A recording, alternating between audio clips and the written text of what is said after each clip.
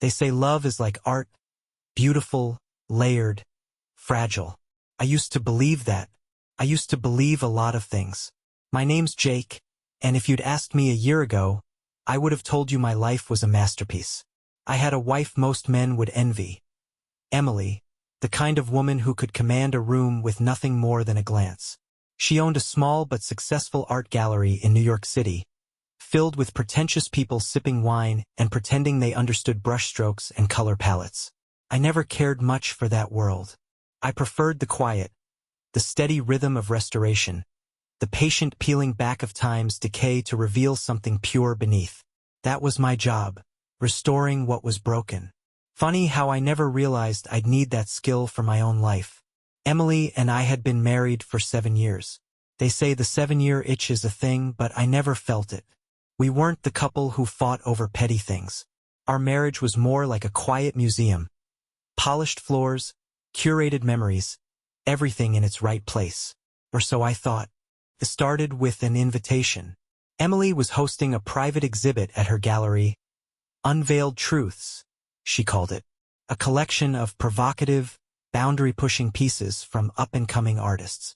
She was excited, practically glowing as she talked about it over dinner, her eyes flickering with that spark she always had when she was passionate about something. "You'll love it," she said, tucking a strand of hair behind her ear. "It's raw, bold, different." I wasn't thrilled. These events weren't my scene. But I went because that's what a good husband does. The night of the exhibit, the gallery buzzed with life.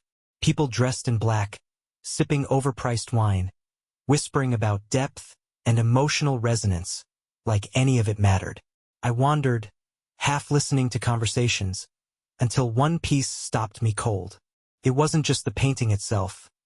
It was how it pulled at me, like an invisible thread tightening around my chest. A woman, partially draped in shadows, her face turned away, but there was no mistaking her. The curve of her neck, the delicate line of her collarbone, and then, the detail that stole the air from my lungs. A small, faint mark on her inner thigh. I knew that mark. I traced it with my fingers countless times. It was Emily. I stared at the painting, my mind racing, trying to rationalize. Maybe it was just a coincidence, a model who looked like her. But no, it wasn't just the birthmark. It was the ring on her finger, a thin silver band identical to Emily's. I scanned the wall beside the canvas, searching for the artist's name. Leo Davenport. Of course, Leo wasn't just anyone. He was our closest friend, someone we'd shared dinners with, vacations, late-night conversations over too many drinks. The kind of friend who knew the details of your life, the little things you never thought to guard. I stood there longer than I should have, my heart thudding like a drum in an empty room. I didn't make a scene. I didn't confront her, not yet. I just smiled, kissed her cheek when she found me later, and said the exhibit was impressive. But something inside me had cracked, a hairline fracture hidden beneath the surface. And I knew I wouldn't rest until I uncovered every layer of the truth. The drive home that night felt longer than usual. Emily was talking beside me, her voice light, animated, about the success of the exhibit, the glowing compliments from critics, the potential new clients. I nodded at all the right moments, even managed a smile or two. But inside, it was like I'd been dropped into cold water, my thoughts heavy and slow. I kept seeing it, that painting, her, Leo's signature, bold and smug in the bottom corner, like a slap across the face. When we got home, Emily kicked off her heels, poured herself a glass of wine, and collapsed onto the couch. She looked relaxed, content, as if nothing in the world could shake her. I studied her from the kitchen, watching the curve of her smile, the effortless way she tucked her legs under herself like she always did. How long had I been blind? I wanted to ask her right then, confront her, demand the truth, but something held me back. Not fear exactly, more like strategy. Emily was good at words. She could spin a story, deflect, charm her way out of anything. If I confronted her without proof, she'd lie. She'd laugh it off, say I was being ridiculous, that it was just art, that I was overthinking it. No, I needed more. I needed to catch her in the act, not give her a chance to cover her tracks. So I waited. The next few days felt surreal. We moved around each other like actors in a play, reciting lines we'd rehearsed for years. Breakfast together. A quick kiss before she left for work. Casual texts during the day. But I noticed things now, really noticed. The way she checked her phone with quick, secretive glances. How she smiled at messages she never showed me. The sudden business dinners that had become more frequent. I didn't accuse. I just observed. That weekend, while Emily was at a supposed gallery meeting, I searched the apartment. I felt like a stranger in my own home, opening drawers, checking her laptop, scrolling through her emails. Nothing obvious. She was careful. But people always slip eventually. Her phone was the key. She guarded it like a lifeline. But that night she left it charging on the nightstand while she took a shower. My heart raced as I picked it up, fingers trembling slightly. She changed her password, a small, telling detail. But she wasn't as clever as she thought. After a few tries I got in. The messages were there. Her and Leo. Nothing graphic. Just coded words. Inside jokes. Half-truths hidden under layers of casual conversation. But the meaning was clear if you knew where to look. References to late meetings, missed touches, and a photo. A photo of her hand resting on a table, Leo's hand barely touching hers. Intimate in a way that screamed louder than anything explicit could. I put the phone back exactly as I found it, my heart pounding like I'd committed a crime. She came out of the shower minutes later, wrapped in a towel, humming softly. She smiled at me, oblivious, and I smiled back, because now I had what I needed. But I wasn't going to confront her. Not yet. Revenge, I realized, is like art. It's all about the details. After that night, something shifted inside me. I wasn't the same man, at least not the man Emily thought she knew. She had no idea I'd been behind the curtain, watching, piecing together the mosaic of her betrayal. But I didn't rage. I didn't fall apart. I got to work. Revenge isn't born out of impulse. It's crafted, layered, and like restoring a damaged painting, it starts with uncovering the hidden flaws beneath the surface. I began with Leo. He owned a loft downtown, a predictable, artsy mess filled with abstract canvases and the kind of pretentious clutter you'd expect from someone trying too hard to be authentic. I knew his routines almost as well as I knew Emily's. I knew when he'd be out, hosting late-night exhibits or networking with people who pretended to admire his talent. One evening, under the pretense of dropping off supplies from the gallery, I let myself into his studio. Emily had a spare key. Just in case, she'd said months ago. Funny how easily trust can be turned into a weapon. The loft was exactly what I expected. Dim lighting, canvases stacked against the walls, half-finished works scattered like forgotten thoughts. But what I was looking for wasn't hanging on any wall. In the corner, under a dusty tarp, I found them, paintings, dozens of them. And there she was, Emily, over and over again, in different poses, different stages of undress, her face always partially obscured as if that could erase the truth. Leo had been painting her for months, maybe longer. Each stroke was intimate, each detail carved with a precision that made my stomach turn. This wasn't just an affair. This was obsession. I took photos of everything. Every canvas, every sketch, every signature that tied Leo to my wife like an invisible chain. But I wasn't done. Tucked between two large frames was a folder, receipts, invoices, and a letter. A letter from a prestigious European gallery, offering Leo a solo exhibition overseas. They praised his raw, provocative exploration of intimacy, crediting Emily as his muse. That was the spark I needed. Emily wasn't just betraying me with Leo. She was building something with him. A future. Career. She wasn't just his muse. She was his accomplice. I left the loft without disturbing a single thing. I wanted him to feel safe, to believe he was clever, hidden. Back home, Emily greeted me with her usual warmth. A kiss on the cheek. A casual, "How was your day?" I smiled, brushing a strand of hair from her face. "Productive," I said. And it was. Because now the canvas was clear. and it was time to start painting my revenge. In the days that followed, I perfected the art of pretending. Emily and I shared meals, laughed at inside jokes, and even planned a weekend getaway. She'd rest her head on my shoulder, fingers tracing lazy patterns on my arm, completely unaware that every touch fueled the fire inside me. But beneath the surface, I was methodically sketching the outline of her downfall. Revenge, I realized, is like constructing a masterpiece. It demands patience, precision, and, most importantly, the ability to control the narrative. I wasn't going to expose her in some dramatic confrontation, screaming accusations like a man unhinged. No, I wanted her to unravel herself, to be the architect of her own ruin. I started with small, invisible strokes. At the gallery, I became more involved, under the guise of taking an interest in her work. Emily welcomed it, oblivious to my true intentions. I learned the names of her clients, the financial details she thought I'd never notice, and, most importantly, her weaknesses. Leo was easier. His arrogance was a flaw I could exploit. He thrived on attention, the kind of man who believed his own hype. I started attending his exhibits, making casual remarks to mutual friends about his inspiration, and how fascinating it was that his work had taken such an intimate turn.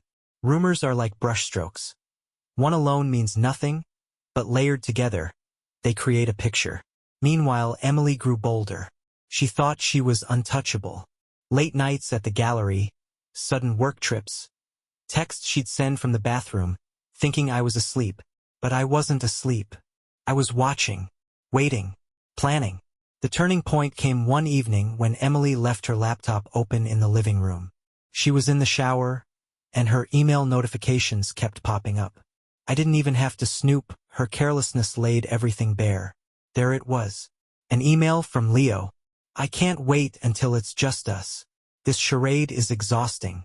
He's so clueless. Soon, Emily replied. He's distracted with work. He doesn't suspect a thing. The words didn't sting as much as I thought they would. No, they felt like confirmation. Proof that my masterpiece was ready to begin. I copied the emails, saved them with the photos I'd taken in Leo's loft, and added something extra. A financial trail Emily never expected me to find. Hidden accounts, quiet transfers, investments tied to Leo's upcoming European exhibit. It wasn't just an affair. They were planning a life. Without me, using my money, my trust. But they'd made one critical mistake. They underestimated me. I closed the laptop, wiped any trace of my presence, and went upstairs. Emily was brushing her hair, humming softly. She smiled at me in the mirror. "Hey, stranger. You okay?" she asked. I leaned down, kissed her temple, and met her eyes in the reflection. "Never better," I whispered, because soon she'd see the full picture. And it wouldn't be pretty. After that night, everything felt sharper. The edges of our conversations, the pauses between Emily's words, the fake warmth in her smile. But I matched her performance, step for step, playing the part of the oblivious husband with flawless precision. She thought she was winning. She had no idea I was just preparing the final exhibit. I needed one last piece to complete the puzzle. Something undeniable, irrefutable. Proof not just of betrayal, but of intent. Words can be twisted, explanations spun, but actions? Actions are permanent. So I gave them the perfect opportunity. One evening over dinner, I casually mentioned that I'd been invited to a week-long restoration project out of town. Something prestigious, an opportunity one couldn't pass up. Emily's eyes lit up, but not with pride. It was relief, hidden beneath a well-practiced smile. "That's amazing," she said, reaching for my hand across the table. "I'm so proud of you, liar." The day I left, I packed a suitcase, kissed her goodbye, and drove straight to a hotel on the other side of the city. But I wasn't there to relax. I'd installed discreet cameras in our home days earlier. One in the living room, another in the bedroom.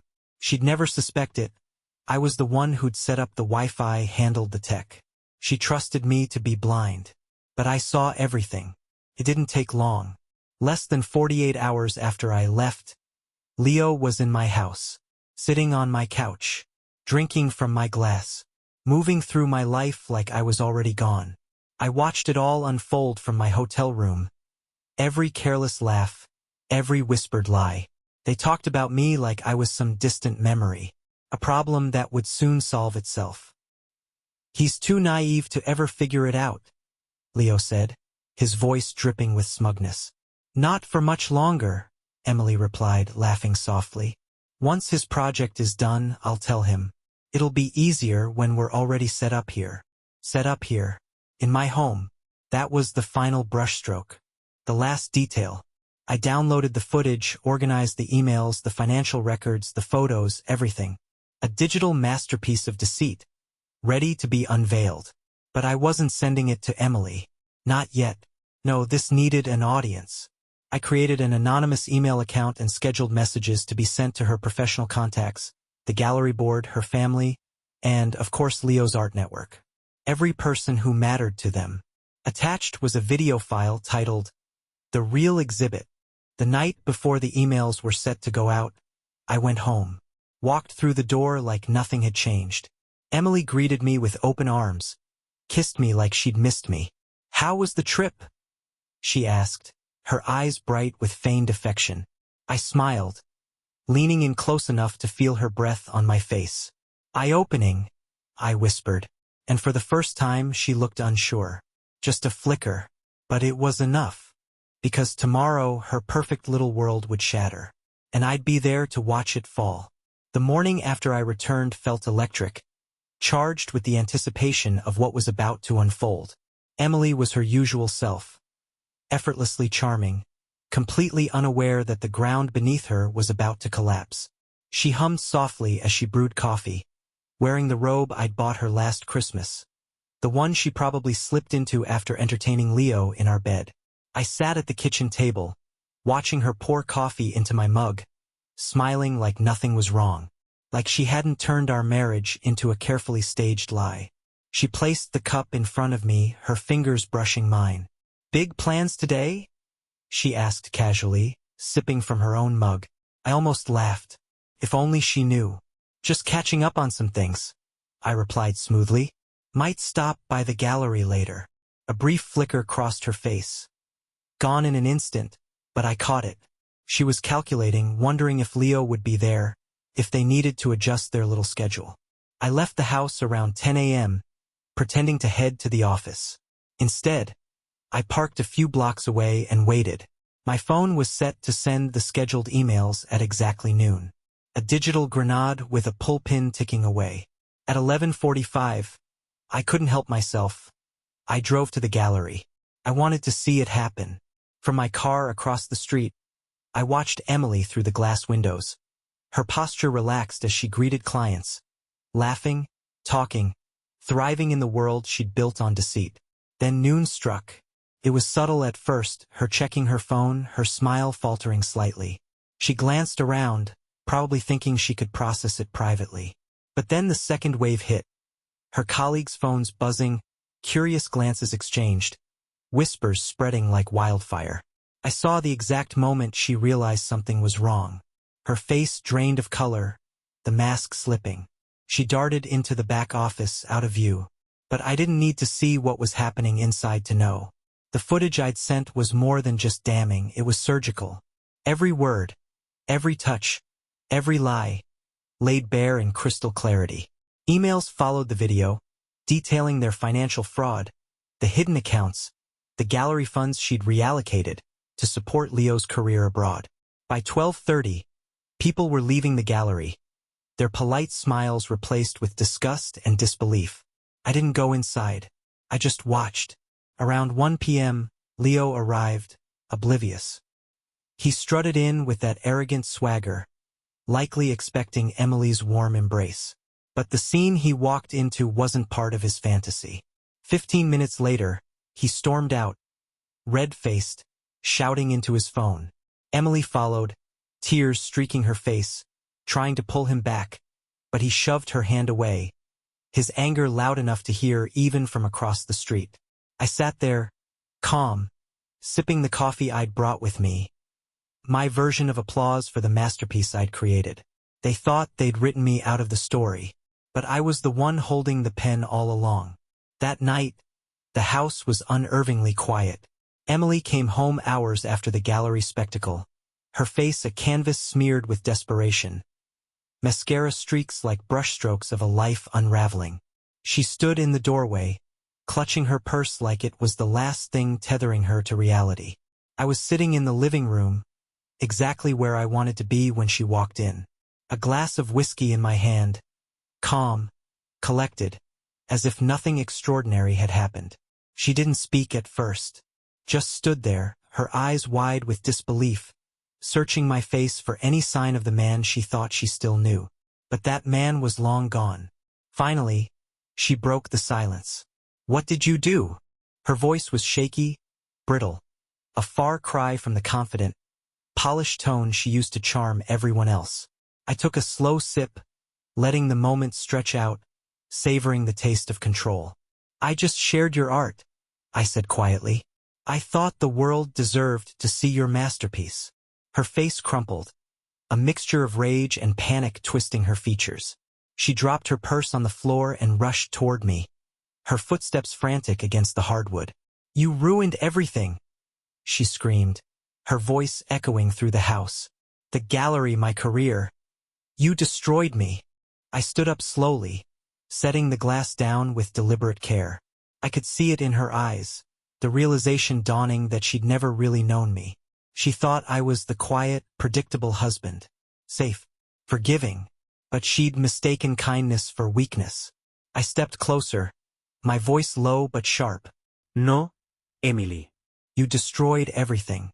I just framed it." She stared at me, her chest heaving, eyes glassy with tears she probably thought would still work on me. But there was nothing left to feel. No anger, no sadness, just a cold satisfaction. She collapsed onto the couch, burying her face in her hands, sobbing like a child who'd been caught stealing, and I watched her fall apart. No screaming, no arguments, just the sound of a life crumbling under the weight of its own lies. When her sobs finally softened, she looked up, her voice hoarse. "Jake, we can fix this. Please. We can." I cut her off with a quiet laugh, shaking my head. "There's nothing left to fix." She reached for me, but I stepped back, just out of reach. "This house, the gallery, Leo, it's all gone. You thought I was too blind to see it coming, too weak to do anything about it. But I was just waiting for the right moment."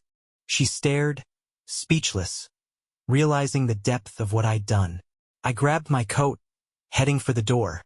"Where are you going?" she whispered, her voice small. I paused, glancing over my shoulder. "Somewhere honest," I said, and I left her there, surrounded by the shattered pieces of the life she'd so carefully crafted. Because now she had to live with the truth, and that was the cruelest revenge of all. I didn't go far that night. I parked a few blocks away from the house, engine off, the faint glow of the streetlights casting long shadows across the dashboard. I just sat there, staring at nothing, letting the silence fill the space where anger used to be. The thing about revenge is, once you've delivered it, there's an emptiness. You expect fireworks, a sense of triumph. But all I felt was a hollow kind of clarity, like finishing a painting you've poured your soul into, only to realize you'll never see it the same way again. I thought about Emily, probably still sitting on that couch, surrounded by echoes of a life she'd set on fire. I wondered if she was trying to make sense of it, piecing together the timeline, replaying every moment where she thought she had the upper hand. But the game was over. The next morning I went back. Not for her, but for closure. I walked through the door like I always had, keys jingling, the familiar creak of the floorboards under my feet. But the house felt different. Hollow. Like the walls themselves were tired of holding secrets. Emily was in the kitchen, wearing the same clothes from the night before, her eyes red and swollen. She didn't look up when I entered, just sat there, staring at her cold coffee, her hands trembling slightly. "I thought you left for good," she whispered, her voice brittle. I shrugged, setting my keys on the counter. "I had a few loose ends to tie up." She finally looked at me then, really looked. No more fake smiles, no rehearsed lines. Just raw, unfiltered regret. But it wasn't the kind of regret you feel for hurting someone. It was the regret of being caught, of losing control. I didn't mean for it to happen like this, she murmured. I almost laughed. No one ever does. She reached for me, her fingers barely brushing my sleeve. Jake, please, we can fix this. We can go to therapy, we can… Therapy? I cut her off, a sharp edge creeping into my voice. You think this is about working through issues? This isn't a communication problem, Emily. This isn't about not feeling seen, or some cliché nonsense you read in a self-help book. I stepped closer, my gaze locked on hers. This is about you. Lying. Cheating. Taking everything we built and turning it into a stage for your little performance. Her lips quivered, but no words came out. I reached into my jacket and pulled out a thick envelope. Documents I'd prepared in the weeks leading up to the reveal. Divorce papers, financial statements, proof of her fraudulent activities tied to Leo's exhibits. I placed it gently on the table in front of her. This is the only thing left between us, I said quietly. She didn't move, didn't even reach for the papers, just stared at them like they were radioactive. I don't want to fight, I added. I've done enough. For a moment, she looked like she might scream, cry, beg. Anything to claw her way back to control. But she didn't. She just nodded, tears silently rolling down her face. I turned to leave, pausing at the door. You once told me that art is about revealing the truth, I said over my shoulder. Consider this my masterpiece. And with that, I walked out, leaving her alone with the ruins of everything she thought she'd gotten away with. Because the thing about betrayal is, it doesn't just break hearts. It rewrites the story. And I made sure mine had the perfect ending. After I left the house, I didn't look back. Not because I didn't care, but because I'd already seen enough. I'd lived through every betrayal, every lie, and now it was all framed perfectly in my memory, displayed like an unwanted exhibit I'd been forced to curate. But the story wasn't finished. Emily's life unraveled faster than I expected. Within days, her gallery, our gallery, the one she'd poured her ambition into, became a ghost town. Word spreads fast in the art world, especially when scandal is painted in bold strokes. Her reputation was shredded, not by angry rants or accusations, but by cold, undeniable facts. Leo? He disappeared, like a coward hiding behind his unfinished canvases, afraid to face the mess he helped create. Rumor had it he fled to Europe, chasing the scraps of whatever career he had left. But I didn't care enough to follow his story. His part in mine was over. What surprised me, though, was Emily's persistence. She called. She texted. She even showed up at my temporary apartment once, standing in the hallway like a ghost from a life I'd already buried. I didn't answer the door. I didn't need to. Her messages shifted from apologies to anger, from regret to desperate attempts to rewrite the past. You ruined everything, Jake. We could have fixed it. This wasn't just my fault. You pushed me away. Classic Emily. Always trying to flip the narrative, to be the victim in a story she wrote with her own lies. But there was nothing left to salvage. Weeks passed. The silence grew louder, but it didn't bother me. I found comfort in it, like finally stepping out of a noisy room and realizing how much peace you'd been missing. Then one day, I got an envelope in the mail. No return address. Just my name written in her handwriting, familiar, yet now strangely foreign. Inside was a single photograph. It was one of Leo's paintings, the very first one I'd seen at the gallery, the one that started it all. Except this time, it wasn't hanging on a wall under flattering lights. It was torn, shredded. A note was scribbled on the back. Is this what you wanted? I stared at it for a long time, not because it hurt, but because it didn't.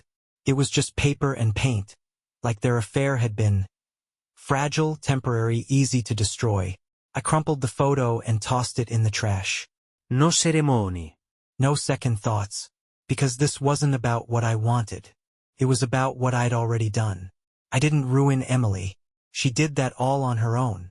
I just made sure everyone saw the truth. Months passed, and with every day that slipped quietly into the next, Emily became nothing more than a fading shadow. The messages stopped. The calls went unanswered. Eventually, She disappeared from my life completely, like an old photograph tucked away in a drawer you never open. But closure isn't a neat thing. It's not some ribbon you tie around a box and call it done. It lingers, sneaking up on you in small ways. The silence of an empty apartment, the space on the wall where a picture used to hang, the absence of someone's toothbrush beside yours. And yet, I didn't miss her. I missed the illusion of her. I spent my time differently now. I left my restoration job. I couldn't stand the idea of fixing fragile things when my own life had been shattered beyond repair. Instead, I started painting. Not professionally, not for anyone else, just for me. There was something cathartic about creating something from nothing. No hidden messages, no pretentious meanings. Just raw, honest expression. One evening, as the sun dipped low, casting long shadows across my small studio apartment, I sat staring at a blank canvas.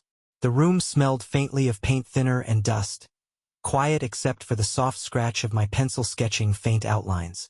And then, out of nowhere, I felt it. Not regret, not sadness, freedom.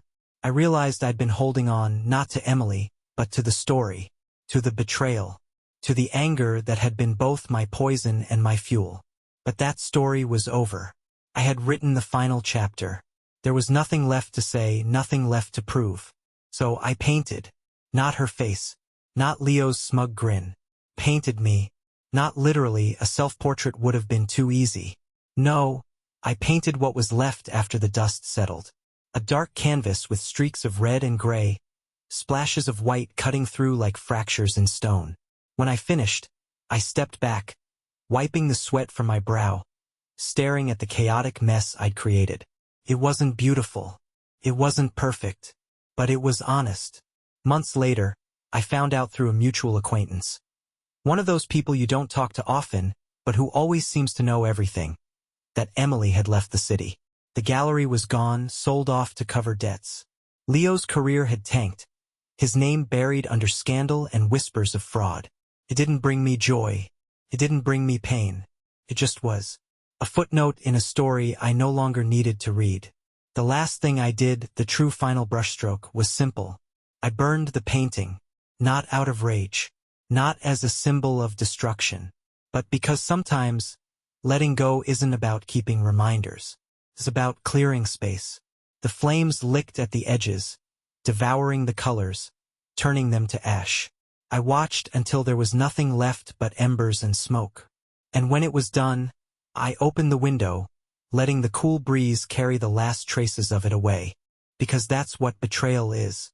Not a wound you carry, not a scar you wear. It's just a story.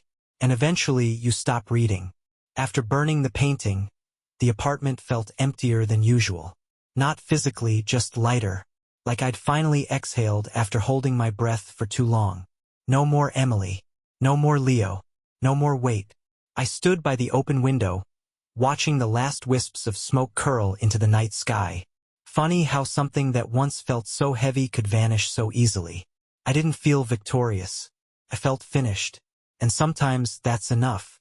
Weeks later, I heard her name again. I was in line at a coffee shop, the kind of place Emily would have called charmingly minimalist. Overhearing two strangers talk. Did you hear about Emily Grant? Total disaster after the gallery scandal. I didn't flinch, didn't even turn my head. Her name was just that now, a name. No weight, no meaning. Like an old signature on a painting no one cared to hang anymore.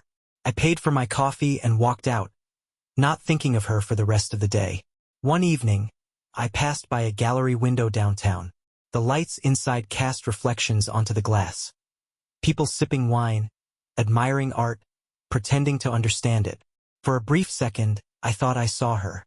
Same posture, same tilt of the head. But it wasn't Emily. Just a stranger lost in her own world. I stood there for a moment, not because I missed her, but because I didn't. She was just a ghost now. And ghosts can't haunt you if you stop believing in them. I kept walking. Days turned into weeks, and life settled into a quiet rhythm. No calls. No texts. No reminders. The silence wasn't empty. It was peaceful. One morning, I scrolled through my old contacts, stopping at her name. Emily Grant. still saved in my phone. I stared at it for a moment. No anger, no sadness. Just nothing. Then I deleted it. No hesitation. No second glance. Like erasing a pencil mark from a finished drawing. Clean. Simple. Gone. Standing in front of a blank canvas again, I realized something. I wasn't trying to fill a void anymore. This time I was creating. For me. No hidden meanings, no echoes of the past. Just colors, shapes, and the quiet hum of freedom in the background. When I finished, I didn't sign it. It didn't need a name. Because sometimes, the greatest masterpiece isn't what you create. It's what you survive.